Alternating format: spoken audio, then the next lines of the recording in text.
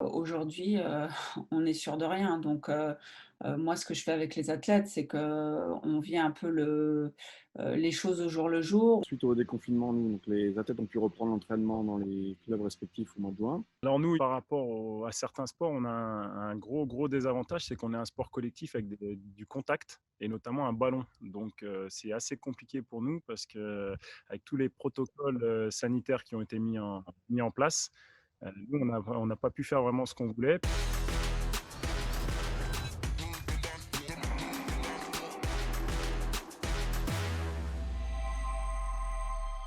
On parle beaucoup des athlètes, mais il y avait les coachs aussi et finalement, les coachs ont souvent été plus perturbés que les athlètes.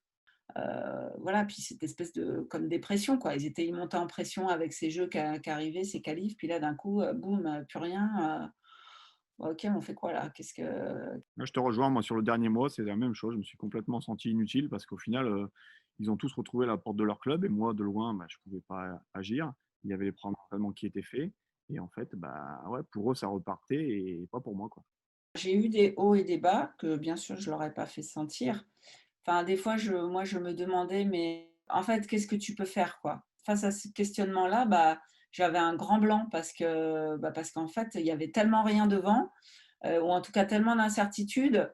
Moi, j'ai la chance d'avoir Richard Bianc avec moi, donc on est deux, on peut quand même échanger beaucoup sur plein de choses. Et ça nous a aidés, notamment pendant le confinement, parce que c'est vrai que tout seul, tous les deux, je vous respecte, parce que tout seul, c'est pas pareil. Moi, j'avais mon collègue avec qui vraiment on prenait les décisions, et c'est vrai que souvent on se dit, ah, j'ai pas trop le moral là, et ça va repartir, et on se poussait un petit peu comme ça.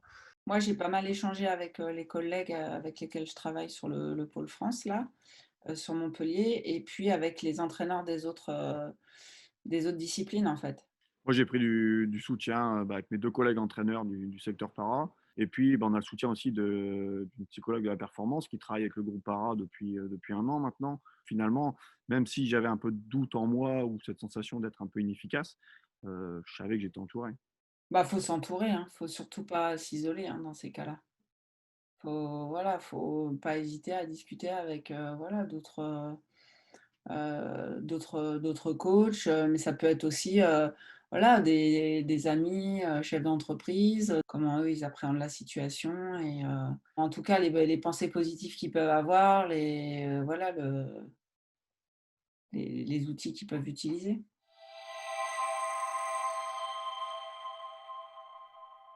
J'ai laissé une forme de liberté dans l'endroit où ils pourraient passer, une partie de l'été, mais tout en leur disant, quand même attention, c'est pas non plus des mois achetés à la poubelle. C'est-à-dire que toutes les données que vous pouvez aller chercher, que ce soit à l'entraînement ou, voilà, s'il y a des courses qui ont finalement lieu, tout ce qu'on peut récupérer sur l'année 2020, faut aller le chercher. J'ai pas envie qu'on rattaque 2021 avec, les mêmes éventuellement les mêmes doutes que ceux qu'on avait début 2020. Stéphanie, est-ce que tu as pu du coup leur faire travailler peut-être des points faibles individuellement à chacun ou l'occasion d'identifier des choses où voilà, en disant tiens, prends du recul sur ta position et Ouais, c'est ça ce que j'ai essayé de faire dans mon rôle d'entraîneur national, c'est j'ai appelé chacun.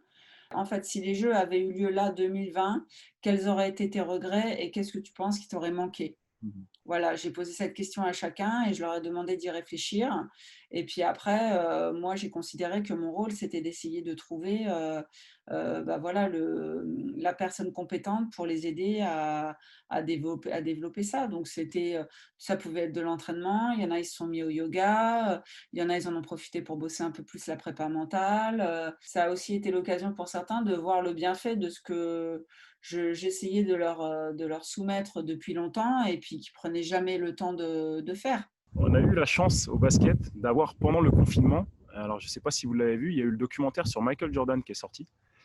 Et alors, ça a été un succès, mais phénoménal, et nos joueurs ont tous regardé. Et je pense qu'en termes de concurrence, en termes de comment appréhender la compétition, c'était vraiment un documentaire qui nous a permis d'avoir des bons sujets de conversation. Je ne sais pas si vous l'avez vu, mais ouais, on l'a c'était... vu. Ouais. Est-ce que tu crois que ça va changer des comportements parmi tes joueurs ou plus d'interactions entre eux ou, enfin, parce que là, ils ont verbalisé sur Michael, mais est-ce que sur eux ou dans ton équipe, il y aurait une incidence?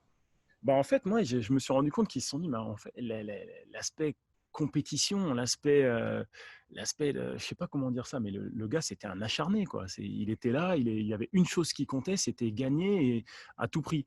Donc, ils se sont dit, mais en fait, ouais, il y a vraiment des gars qui mettent ça à un tel niveau d'exigence que ça en devient même, c'est même obsessionnel. Ils se sont rendus compte de, voilà, qu'est-ce que c'était le haut niveau, le très, très haut niveau, quoi. Voilà, il y a eu des événements qui ont fait qu'on a dû, s'adapter jusqu'à notre rythme de vie au quotidien. Je leur ai demandé d'en faire quelque chose de positif et de prendre le temps de faire ce qu'elles n'avaient pas l'habitude de faire. Autant le prendre comme une opportunité plutôt que de le prendre comme une fatalité.